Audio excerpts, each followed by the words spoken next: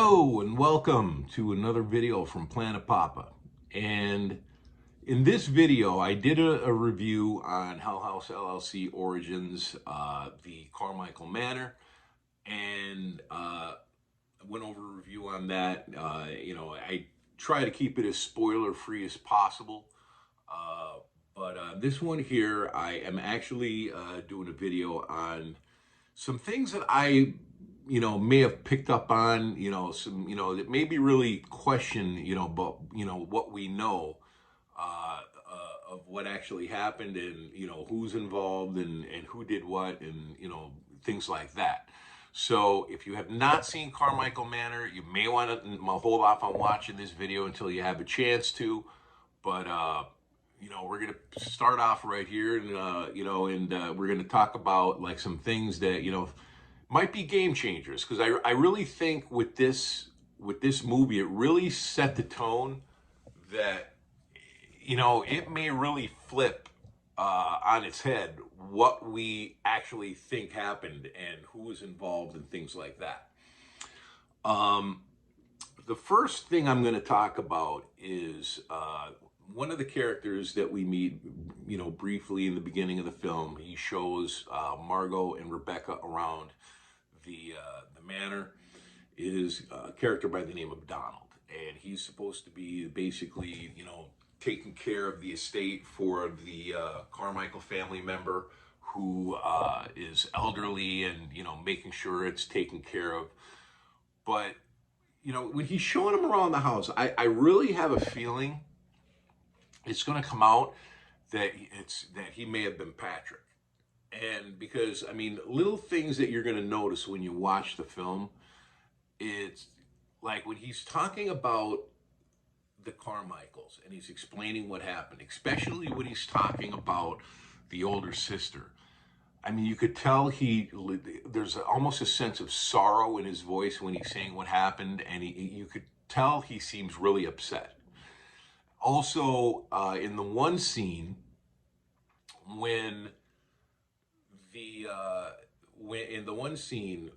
we find out, they're talking, Margot's talking with Donald, and she asks him that if he thought that Arthur actually committed the murders. And he seemed like, he doesn't answer, and the camera cuts off quick, but you just get a sense that he does not seem happy that she asked that question.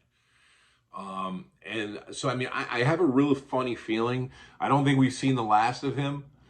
I think it's going to come back. I think I was reading some things online. A lot of people said like, oh, it's Pat. And I didn't really buy into it, but the more I think about certain things, I'm really starting to warm up to that.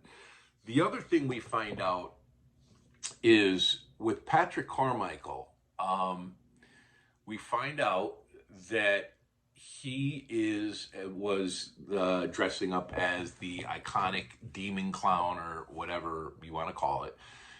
And it really makes you wonder. We find out, I'm getting ahead of myself. It talks about in the movie that he is dressing up as the clown, and and I'm going to get to a little bit more in detail of why a bit, but he is the one that's been dressing up as the clown. And so at the end of the movie, there's towards the end, right before the credits, you see him, almost crying and sorry that he had to do, but we all serve him in different ways. And you hear some muffling, yelling or screaming in the background. He tells whoever it is to shut up, and it's almost over. So I'm thinking Patrick is the one that's behind us all, and not the father. And basically the father's taken the fall. But there's Patrick. When you watch the second movie, they make it seem like, oh, he got cold feet, and then when all the murders happened, he flipped and he told everything. You get the sense that he had an ulterior motive of everything that went down. It wasn't over by a long shot. And so it's like with Patrick is definitely, there's more. I think he had a bigger role in the cult uh, than just being like a lackey cult member. I think it's going to come out that he had a bigger part in it. May have been like Tully's right hand man, or other part, like may have been one of the or you know. Well, I'm going to get to that in a minute. Who else I think was involved? Now, the other thing that I noticed here was with the iconic piano music. And you hear a lot about in the movies about portals and gateways and doors. And has anybody noticed that when it's out, like the piano music, when that plays, that's immediately when all hell starts to break loose?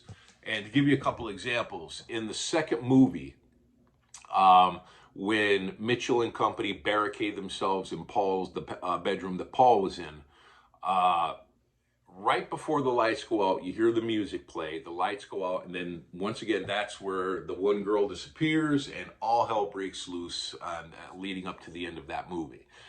In the third one, Lake of Fear, Lake of Fire, not Lake of Fear, Lake of Fire, during the show, when Tully appears, right before the lights go out, you hear the music play, and then once again, all of the that's when all the hell breaks loose. The hooded demons come, and that's when everything starts to break out.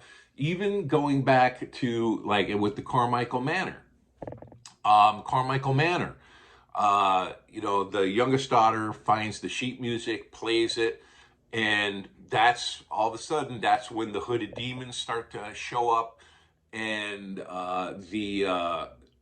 that's when the hooded demons show up, and that's when her mother are murdered. We don't really get an answer of what happened with Arthur. We know what happened with Patrick, and then, or even going back to the original, the original, the original Hell House. Paul goes down in the beginning of the movie. He sits down at the piano and he plays that song, the piano music that is going to be, prevalent through the entire film series. And then that's where things really all start happening there. So I'm almost questioning, is the music, and we find out in Carmichael Manor that there's actually lyrics that go with the music as well. So what I'm wondering is if that music is what opens up the portal, or opens up a doorway to let these demons and into our world. Because if I go, and the reason why I'm thinking this is, and this is one of the things, like I said, that may really flip on what we thought we knew. If you remember in the third one, Lake of Fire, at the very end of the movie, after the Abaddon burns down, the Hell House crew, is there, and they think everything's okay. And then you see Russell Wynn walk in. And Russell Wynn walks in, and they say, "Oh, who are you?" And he says, "I'm the guy that closed the door you opened." And everybody, I think, thinks he was talking with Alex, or talking to Alex. But here's the thing. What if in reality he wasn't talking with Alex, but he was talking with Paul? Because Paul was the one, when they first got there, he sat down at the piano and he played the music. So, I mean, what if he actually wasn't talking to Alex, but talking to Paul, saying, "Hey, you know what? You're the one that opened this, and I had to close it." So, I mean, something to think about, because like I say, if you watch it, every time the music, that piano music ends up being played, things happen, and bad things happen every single time. So it's like, I'm almost wondering if the piano was what's causing, it's opening up the doorway to let these things into our world. So, I mean, that was one of the other things I noticed. Now, the other thing in this is with Margot. Margot, we find out very early in the movie that somebody tried to grab her at the carnival that they talk about in the third one, where uh, they try to grab her and kidnap her, but she got away. She was screaming. The person ran away, and it says, "Oh, she wasn't able to help her parents or the police, and who did it." I think my theory is this: I think Margot, when looking into the information of the Carmichael Manor and Patrick Carmichael, I think she recognized Patrick Carmichael. I think she recognized him, and I think her main reason going there wasn't to investigate the Carmichael murders or solve I think she was there to actually, solve something that happened with her. I think she was there for a whole other reason, what she told Rebecca and Chase. I think she was trying to get closure for herself and solve what happened to her. I think she recognized Patrick, because then even when she goes in, when she discovers the room with the two clowns, uh, you know, you could tell she's upset. It upsets her when and then she sees the stuff in the trunk, the game from the carnival. I think she's very upset, and that's one of the reasons why she doesn't want to leave, because she wants answers to what happened. And at the end of the movie, when she's going to leave the house and she sees, our buddy Mr. Demon Clown at the bottom of the stairs, she even yells at him, "I know what you did. I know what you did." So I think it basically confirmed, unfortunately, to her own demise, that it was Patrick, and that basically she's saying, "I know what you did. I know that, basically, I know it was you to try to grab me." So I mean, I think and she may have unwittingly opened up or given them a means to try to open up the portal to hell again, to the lake of fire. Because I think ultimately, and this is what I'm going to explain with my next theory, and this is the biggest one of all. Watching the original trilogy, everybody thought that Tully was the guy pulling all the strings. And even the second one, where they talk about Patrick Carmichael, that he may have just been like a lackey, cult member just following. I think Patrick Carmichael had a bigger role in everything than what they know of. But more importantly, here's my theory. What we find out about Tully, Andrew Tully lived in Arkansas. And we find out he was a deeply religious man. He was married and he had a young daughter, and the daughter tragically died. And then we find out, they don't know what happened, but there was a warrant for his arrest, and he fled Arkansas to West Virginia. And when he goes to West Virginia, that's where he meets two carnival clowns. One guy was named Freddie, the other was named Tom. And they say in the movie, this may have been the beginning of the cult. We find out that in West Virginia, there was some disappearances, and then what happened, it moved from West Virginia to Rockland County, where the Abaddon is. And we find out that at the carnival, there was a bunch of disappearances, what eventually would cause the carnival to shut down. Now, here's my thing. Now, what if that Tully isn't the one, the brains of the operation? Because I find it hard to believe. If he's deeply religious, how is he going to know what he has to do to open up a portal to hell? What I'm thinking is this, and this is my theory. I think the two carnival clowns, Freddie and Tom, I think they were the heads. And when Tully went there, they said, "Well, do you want to bring her?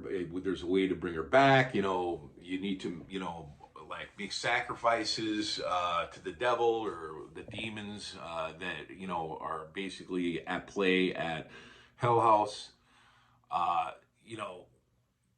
but we can bring her back, but you have to be willing to do this.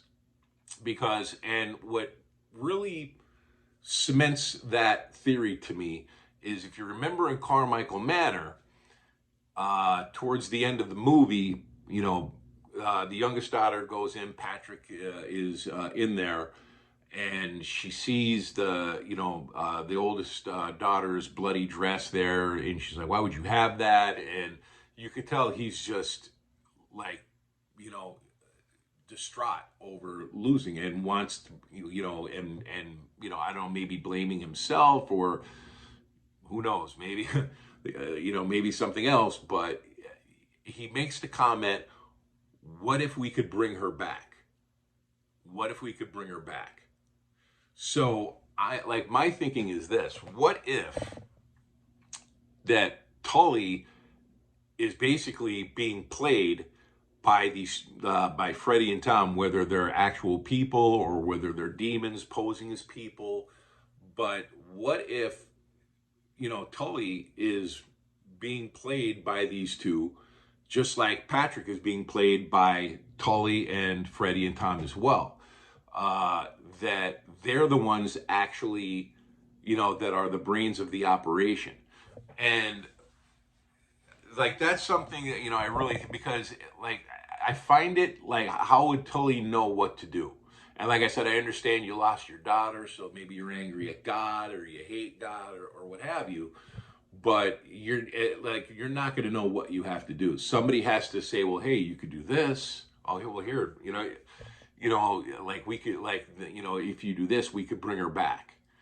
And so that's why I'm thinking Tully may not be the guy in charge. And what I think is happening is, and I think Patrick Carmichael may have had, a bigger role in the cult than what, everybody thought. Because now what we find out was there was the carnival in Rockland County. There was a series of disappearances. If they're trying to get souls to open up this portal, well, now the carnival shut down. So with the carnival shut down, that's where the Abaddon comes into play. Okay, well, this is what we're going to do. This is where we're going to do this. Well, then after the events in Lake of Fire, where Russell Wynn closes the portal and the Abaddon Hotel is burnt down, well, now they need a way to to reopen it. So Patrick, in my opinion, Patrick/Donald, that's why he's having people come into Carmichael Manor, that he's trying to reopen the portal that Russell closed, that he's trying to reopen it. And to do that, he needs souls. And that's why he's bringing people in. And I think that why he kept the trunk there, why, with that stuff in there, with maybe it's like a trigger object, that with the dummies there, that that Freddie and Tom could, if they can possess them. Now, is Patrick dead and he's a demon as well now? Or I don't know that. I don't know. It's possible, or maybe it's possible that he's still alive. And because if you notice in Lake of Fire, you see the demon clown at the very beginning, when when the shit hits the fan, you see the demon clown very early in that. But you don't see him again afterward. You do not see the demon clown again at all for the rest of the movie. So if he used the portal to get back to Carmichael Manor, that's a possibility. Or if he's, like I said, if he's like a flesh and blood man, in the panic and everything like that, really, it's not going to be that difficult to, take the costume off and then just sneak out of the building and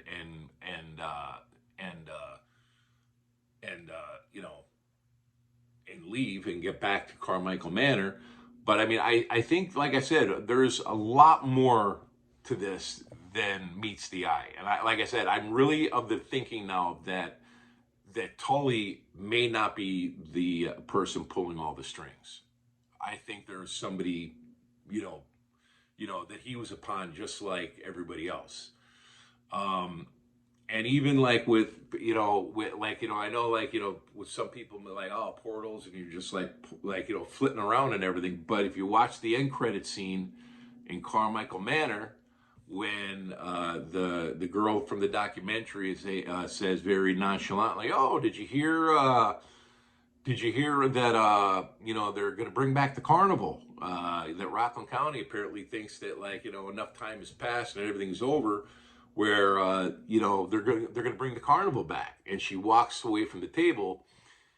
Did you catch who was peeking in the window from afar? Our buddy, Mr. Demon Clown.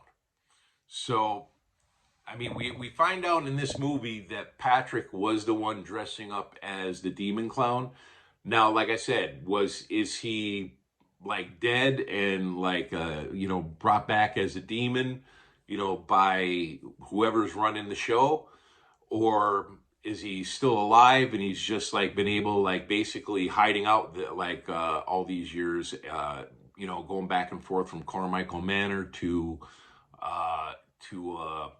the Abaddon. But I think Patrick Carmichael is going to come out. He had a much bigger role in the cult, than we realize.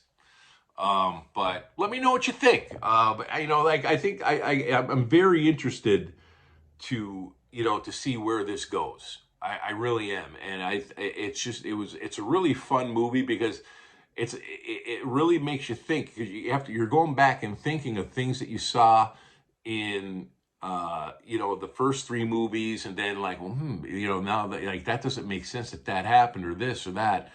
But let me know what you think. I may be way off. This is just like a fun video I wanted to do. Just talk about the movie and see what other people thought.